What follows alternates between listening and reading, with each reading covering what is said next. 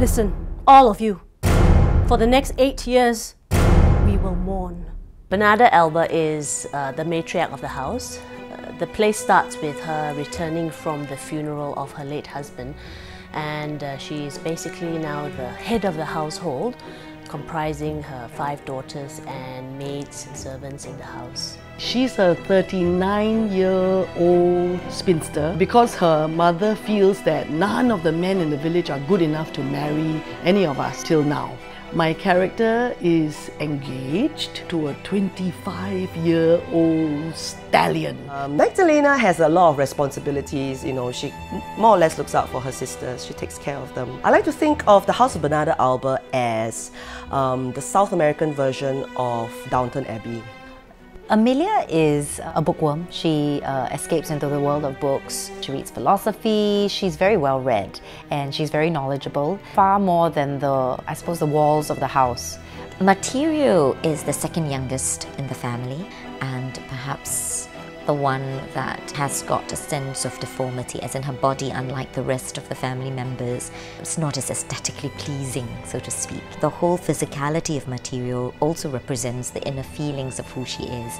She's feeling almost a bit left out, lack of love, and that translates in the desire to fit in, the desire to be like one of the sisters. Adela is a free spirit, and unlike her older sisters, she is filled with a lot of hope and belief for life.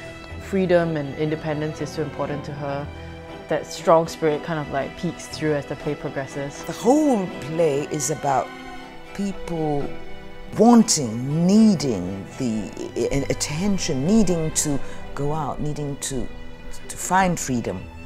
And they all held back. But because this woman's entirely mad, she can at least escape, if not physically, at least in her mind. And so I feel that she is their longings, their dreams, their yearning, their grief, their pain embodied.